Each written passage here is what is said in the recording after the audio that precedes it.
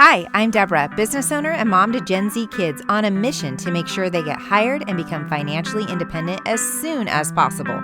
If you're a parent wanting to get your kids hired or a new job seeker desperately trying to get hired, this show is for you, and I am so glad you're here. Okay, everyone. So as promised, I am about to post my interview with Amber Lovett, longtime college friend of mine, and honestly provided so much valuable information for us today. So I am so excited for you to listen, and I hope you love it as much as I do. Okay, everyone, welcome to the show. I am so excited. I have my very first guest on, so bear with me as I mitigate these potential technological challenges. I'm hoping this goes smoothly. I'd like to introduce Amber Lovett. She works for a large nonprofit in Northern California.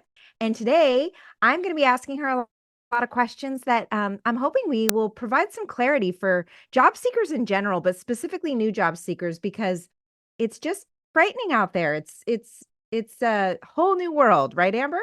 It definitely is. It definitely So is. I'm so glad to be here. first of all, tell me a little bit about your title and your role and what you do. Sure. So I'm the Chief Resource Development and Marketing Officer. I've been with my organization for more than 20 years and really started in marketing and communications as a communications manager fresh out of college and grew within the organization, oversaw the marketing team. We're responsible for PR, all communications, collateral, special events, website content, social media, and then moved into overseeing our development side as well about 8 years ago. And so now I oversee a team that brings in about $12 million a year between fundraising campaigns, individual donations, and grants and contracts as well, which is a new space for us, but we've been growing rapidly. And then also continue to oversee all of our marketing and communications work. So it's a team of 13. It's an organization of about 55 and growing. Wow, that's incredible. It sounds like you have a lot on your plate. My goodness. Yes. So in your role, typically, do you get to see resumes? I'm assuming they come across your desk at some point, maybe not the first touch point, but um, the resumes that you see sounds like you may not necessarily be looking for first-time job seekers necessarily, but that's not to say the same mistakes aren't being made across the board. So in your experience, what would be some common mistakes you see on resumes typically? So I typically will see, so we always include one manager up. So even if it's an entry level position, but they're reporting to someone that reports to me, I will see their resume once we get to the interview space. But from what I've noticed, for first time job seekers and kind of across the board, most resumes are entirely too long, especially if you are fresh out of college. And even my resume is not longer than one page. And so I'm a little bit of a stickler about that. If there's a lot of times there's too much information. I also think that folks are not highlighting the information that's most valuable to the person looking at the resume, right? They're kind of burying their education or burying other skills that they might have a little bit lower down, or just the formatting is so confusing that it's hard for you to find because people are just using seconds to glance through a resume. And then also for first-time job seekers, I think there is a inclination to list every single little job that they've ever had. And so sometimes that can not really be anything that translates to the job that they're going for. So definitely resumes being too long, and then undervaluing or not prioritizing some of the things that really tie to the position that they're going after. So in your organization, do you guys have an HR team or no? That's part of your role as well. We have an HR person. So we have one HR person, and then we do contract out for some HR services as well. But our team, so if you're the hiring manager, you're wading through all of the resumes that are coming Okay. directly to the website through Indeed, LinkedIn, etc. Okay, that's interesting and really important to point out because I find that a lot of the information out there is so focused on what recruiters see. And I am constantly screaming from the rooftops that not every business uses recruiters. And oftentimes, certainly small business, certainly the business that my husband and I run, we are looking at the resumes. So they're Absolutely. humans. So Yes. I think Humans. that's humans. I know. I think everybody just assumes that they're all being digitized through some system. And while that's true in many circumstances, there are still so many jobs that human beings are sifting through these resumes. Absolutely. Okay, so what are some surprising red flags you've noticed on resumes that instantly disqualify a candidate? What would be a hard no for you? Misspelled words, Mm-hmm. bad Okay. grammar. Mm-hmm. I Um, just discussed this last week on the show. It's frightening, isn't it? And I just feel like that is such an easy fix, so avoidable, yet so many go through with misspellings and grammar mistakes all the time. especially if it's a if it's a communications type role, and sometimes you're using periods at the end of your bullets, sometimes you're not. Weird capitalization things that are happening, just the tense of the verb that they're using. Sometimes they're using current tense and past tense, and so it's really, it just, it immediately, to me, it says that you perhaps don't have a high level attention to detail, which is something that I'm looking for in every role that we have. So I would Mhm. say that those are the big red flags that I notice.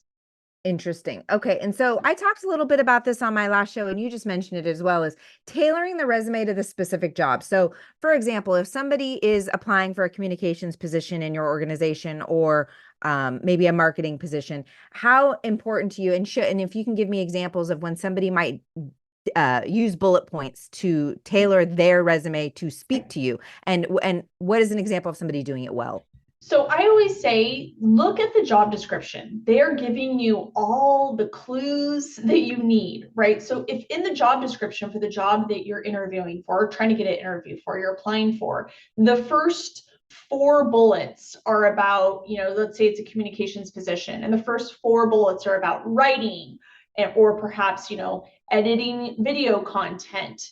And then you come in and the first bullets that you put are event experience that you have. Well, that's not what they're asking for, right? So they're prioritizing the job description in a way that they're listing the most important things at the top. So should your resume should be speaking to those most important things at the top, so that it's kind of matching up as they go down. So they're like, oh, they have, writing experience. Oh, they have video content editing experience. And you're kind of going back and forth. I see a lot of folks who, and I know it can be time consuming to keep tweaking your resume, but your resume is not matching up to what the job description is saying. So that's a really important thing. Just go through bullet by bullet and make sure that you're listing something that speaks to what they're asking for. Certainly, I think that's such an important key feature, and certainly one that new job seekers so overlook. They don't want to take the time to do it. And I'm like, if you don't take the time to do it, you might as well not apply It's to the not job. fine. Yeah, It's just a total colossal waste of time. absolutely. Yeah. Okay, so I'm jumping around here a bit, but when it comes to actual interviews, what do you see the applicants fail to prepare for? I'm sure you see all kinds of things, like, are they not dressed appropriately? Do they show up with their parents in the waiting room? I haven't had that yet. Stay tuned. I know. Tell me about how people show up for interviews and what you see that you like and don't like. So I think it's really important to do your homework. You need to research the company or the organization that you are applying to. You need to look at their social media, look at their most recent news, media hits that they've had out there. What's going on with this company? Both kind of, have a general understanding of who they are and what they do, but then also some recent things that have happened. Make sure that you're really looking thoroughly through their website. I feel like that's really important. I work for a nonprofit, so when we interview someone, that I ask, oh, hey, what do you like about our mission? And they can't really answer that. It makes me feel like you don't even know where you are. You could be anywhere right now. Sure, For a nonprofit sure. job, we want to see that you have a strong tie to the mission. But with any organization, you have to do your homework. So have an understanding of what the company does. Make sure you're digging around. It's never easy. It's never been easier, right, to find out information on social media, on their own website, etc. And then also, I don't think that people actually practice enough. So sit down with your parents or a friend that's landed a great job and have them pretend that they're the interviewer and ask some questions, or Sure. ask some softball questions that you're going to get. Tell us a little bit about your experience, or some of the most general questions that you could assume that you're going to get, so that you start practicing your responses, and then those folks can help you, or in this case, Deborah would help you, right? Figure out kind of what are you missing? Are you too long-winded? Are you too succinct? And help perfect that pitch that you have. That's such great insight. It's interesting when I do work with students, and even just the opening question of tell me about yourself, they panic and they're like, what do I say? And I'm like, this is your elevator pitch. This is your 2 to 3 sentences to tell me who you are, what you're about. But they tend to go down this rabbit hole of, well, I live at home. I just graduated. I have brothers and sisters. I like to surf. And I'm like, no. They don't care about any of that. Nope. Yeah, but it is fascinating because I tell students all the time, there's so many things that jobs can't legally ask you. So when they ask you that question, it's open-ended on intentionally. And when you give all that other information, they're just taking notes going, no, and no. Absolutely, So yeah. it's And if you answer that first question confidently and you feel prepared, the rest of the interview is going to come a lot easier. They're going to say, tell us about yourself, tell us about your background experience. So it's like, that's a slam dunk. And then you can move on more confidently throughout the interview. Yeah, I talk a lot about matching the energy of the people that you're interviewing with. And I say all the time, at the end of the day, if they don't like you, they're not going to hire you. So you have to come across likable as well. You really do. Okay, so this one, I know you and I have discussed this before, and I already know you and I are completely aligned on this, but I'm going to let you go on your soapbox here. So tell me about the follow-up after an interview. What do you think is critical to do post-interview? I think it is critical to send a personal handwritten note to whoever was in the interview. So obviously the hiring manager, but typically, you're going to be interviewed perhaps by a panel of people. So making sure that you got all their names, first names, last names, they're spelled correctly, and send a note off the day of the interview, right after the interview, send that off. I also think it's important to personalize that note, right, in a way that you're referencing some part of the discussion that you had during the interview. So, I really enjoyed hearing about your future plans for, X, Y, and Z, reference something specific. I was talking to a college student once about sending a thank you note. And she said to me, she asked me, she goes, well, should I just have the thank you note ready and hand it to them at the end of the interview? Like, you're all, no, that defeats the purpose. You have to reference something that happened in that moment. So you are literally saying, put a stamp on it and put it in the mail. Do you ever feel that an email thank you is sufficient as well? An email thank you is, I would say most often get an email thank you, and I think that those are great. But I also think that a handwritten note just really good for someone like, I'm speaking personally, that goes really far with me. Again, it just shows a level of commitment, a level of detail. I think you could also follow up with an email. I also think it's really important to ask them, hey, when is a good time for me to follow up about the position on your next steps? So that you're not annoying them. And if they tell you next Tuesday, follow up next Tuesday. Don't follow up earlier. Don't follow up later. Because they're testing to see if you're actually listening. Right. No, that's great advice. And I also think, for example, handwritten thank you note goes a long way with me too. It's one of the things I've taught my own kids. Handwritten thank you notes are critical. They're just so important, especially for Gen Xers and boomers. Those things go a long way. They really do. I had my stepson follow up with a job that he currently has now. After he interviewed, I was like, come here, I have stationery and you're going to write a thank you note to the interview. And he was like, what are you talking about? I'm going to write a note. I said, yeah, sit down. I'm going to dictate it. You're going to write this. You're going to mail it. He ended up getting the job. And one of the things they said was, we can't believe you wrote a thank you note. We've never seen that before. And that's the thing that I want people to realize, is that these are such easy things to do that so few applicants do. And it's so easy to stand out. Yeah, absolutely. Okay. So let me ask you. So again, jumping around. So we get a resume, you look at it, it looks decent. What is the first thing you do before you call for an interview? Are you looking at their LinkedIn profile? Is that one of the first things? How important is a LinkedIn profile to you? Talk to me a little bit about that. Yes, I'm immediately looking at your LinkedIn profile if I'm going to bring you in for an interview. So I will look at your LinkedIn profile. It's something I really, is it a complete profile where it's matching up to your resume is important. So, right, your education, your past job experience, and then also I really look at recommendations on LinkedIn profile. What have other Interesting. folks said about you? And do you have any recommendations? So if you don't, right, that's a great opportunity to beef that up and make sure that you have those recommendations. A professional photo is also really important.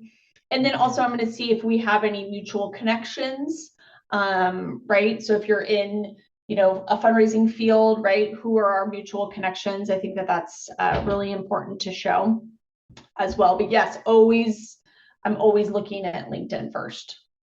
So with regards to recommendations as a new job seeker, because I know like working with college students, they typically don't have a LinkedIn and I'm starting from scratch with them. They certainly don't have recommendations.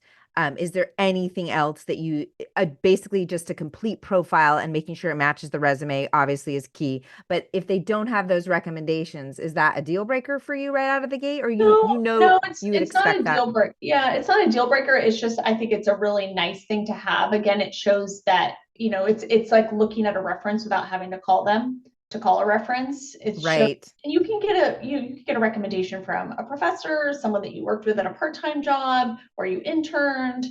Oftentimes I think that those are nice things to have, but definitely not crucial. It's interesting because this is a topic that I bring up often because again, they don't have any job experience really to have the recommendation on LinkedIn yet. But I did just have a student who got 2 letters of recommendation from a job she was laid off from. And I said, print those out and bring those to your interviews. Absolutely. Absolutely. Even something to leave behind of, hey, just wanted to leave this. Those things I think are so important to hear for what another job had to say about you. I think is especially if it's exemplary. Absolutely. So my stepdaughter is just graduated from nursing school and she's applying for jobs as a nurse right now. So We're so exciting. excited for her, and she created like a almost like a mini website, right, with some of her recommendations and clinical hours and all of those things on there. And it looked really good, but I was like, you have your recommendation from one of your professors at the bottom. Like that's what Right. I would want to see first. So let's First, reorder sure. this, right? Hmm. Think in order of importance. Because you don't want someone to have to scroll too far and then they miss it. So, things like that are, she had it, right? But it just wasn't really showcased in a great way. Yeah, no, that's so true. They almost get a little nervous about bragging about themselves, I find. Even when students graduate with honors and I see them put it at the very bottom of their resume and I'm like, "No, no, no, no. This would be like at the top because this is like one of your only accolades right now. You are brand new. You don't know." Kind of like putting your MBA in the title of your resume Right. once you have an MBA. If you have a graduate degree, it should go in the title of your resume. If you don't Absolutely. and you have honors, it should go right at the top. So yeah, no, that is such an important tip. Well, I hope that your stepdaughter Paige gets hired by the best hospital ever. I'm assuming she wants to be in a hospital environment, so She hopefully she. does. She does. She's applied to all the hospitals. So we're in a crucial time. She's going to be getting ready for her first interview. So Oh my God, that's calling so you. exciting. Yes, let me know how I can help Paige, although she's fantastic. So I know we've touched on this a little bit. I wanted to just see if there's anything else on this one. Are there any interview or resume tips you wish candidates knew more about, but you rarely see executed well? I know we talked about like fleshing out job experience and, having your LinkedIn. Anything else you can think of? I am a fan of examples. So Hmm, when we're interesting. asking questions about, can you tell us a little bit about your experience in, development and perhaps how you, were able to steward a donor who made a significant donation, something like that. Really have examples ready, right, that speak to the job that you're interviewing for. I also love to, a lot of times someone fresh out of college, they might not have a lot of experience, but something that I'm always looking for is, are people problem solvers, right? So if you could even describe a situation, perhaps it was in a part-time job that you had or a college group that you volunteered for where you were able to help solve a problem and come up with a solution. I think that those are really valuable as well. I'm always looking to hire problem solvers because I want folks to be thinking not just presenting with a problem, but hey, I've identified this and this is what I think we can do to correct it. So I think showing that you're a problem solver, using those specific examples in an interview that pertain to what they're asking about are really important as well. Okay, that's really helpful too. So in your company, what is typically the process for interviewing? There's a first interview, and then what is typical to get to you're hired? How Sure. many? So typically you'll have a first interview with the hiring manager, and then we will add a couple of people from other departments. We might add someone that you'll interface with a lot from another department. So we try to have kind of a mix. And then typically, so if it's someone that reports to me and they're hiring someone, I will be the second interview, just the hiring manager and myself. So they'll say, hey, this is our top candidate. We want to set that second interview so that I have an opportunity to meet them as well, because that's really important. So we always do kind of that two up. And then occasionally, depending on the role, for example, we had a marketing role that was a manager level. Most typically would not meet with the CEO, but this person, their specific job that they do, they interact with the CEO a lot in terms of video content and filming. And so she wanted to make sure it was someone that she, that they had a good connection. And so she did sit in that second interview. So that was interesting, Oh, right? I bet that was Manager, intimidating. Yeah. yes, yes. A manager having to, interact with the CEO. And then something that we also do is if it's a, depending on the position, we sometimes will ask folks in the second interview to present, hey, present a 6-month social media plan, or walk us through how you would put together a development plan for a specific portfolio of donors, or tell us how you would plan and execute an event. So we'll give folks scenarios and then ask them to present. Now that's a lot of work, right? That's a lot to ask someone to Yes. do. And so we give everyone the same amount of notice on how much time they have to present something. But that typically tells us a lot about kind of just how they think through projects, problems, et cetera. Yeah, that's a big think on your feet. I feel like well, that wouldn't be a new job seeker position, but man, they would be like, yikes, what do I say? Yeah, But that is what comes with time and experience. absolutely. Okay, so Amber, I'm so grateful for your time. I just have one last question for you. Yes. And I don't know if this is even something that's going to pertain, but are there any wild or completely unconventional interview stories that you have that you could share just for fun? Because, Yes. I find that these stories, people always go, really? That happened? Yes. So I do anything you have a have. funny one. So I was doing a second interview with someone, a development manager position. And I don't know I think she was perhaps under the impression that she already had the job. I'm not sure what was going on, but I was asking her a few questions. She didn't really have any specific examples or didn't answer the questions well. But then she informed me of all the time off that she was going to need to take in the next few months, that she likes Oh to start God. at 9 a.m. because she likes to get a workout in the morning. And I said, Oh. so do I. And I exercise at 5:15 a.m. But okay. And then she asked me about our vision plan and what kind of like eyeglass frames that she could get. Oh my God. Are you kidding? No. And so Wow. I think I even said to her, have you been extended an offer? So that was very off-putting. I rarely will veto someone's pick, but in that case, I did veto that pick because it just Hmm. really rubbed me the wrong way. And it was just inappropriate and not, the last thing a new employer wants to hear about is all the time off that you're going to be taking or want to. And so presumptuous to just assume that all of those things, it's so funny because when I talk to students and I say all the time, like, work-life balance, I know is really important to your generation, but your employer likely won't care. So you can't lead with, oh, my work-life balance is really important to me. Like, tuck that all in unless you see threads of that throughout the process of the interview where they're bringing those things up. But Absolutely. yeah, I feel like at the end of the day, applicants forget that an employer wants to know what you're going to do for them to make their life easier, not Right. what they can do for you. So Right. yeah, Absolutely. And I I think know. that I always tell people with work, I get asked that question a lot about work-life balance. I said, there is no balance. Like sometimes work demands more and you have to be present for that. And then if you're a strong employee and you have a strong work ethic and family needs you a little bit more for certain situations, you've built up your reputation enough that you can lean in that direction and still, get your work done and get things accomplished. But there's a constant push and pull, especially when you have children. But you have to, yeah, the last thing employers want to hear about is all the time off you want to take, the trips you want to take, all the Right. things that you need. It just feels a little off-putting for sure. Absolutely. Gosh. Well, thank you so much for your time. I am so grateful. This is truly invaluable information because, I help on the other side, but it's always so nice to be able to share what they're up against when they leave me. So, Absolutely. I know. And this was so great. Thank you so much for having me.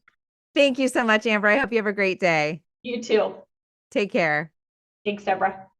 Bye-bye. Okay, guys, so that was a plethora of amazing information. I hope you were paying attention because truly just hearing from the other side what they're looking for, what to do, what not to do, so many great actionable tips in this show. So I hope this was helpful. If it was, please share it with your friends and continue to follow. Hope you have a great week, and I'll see you next week.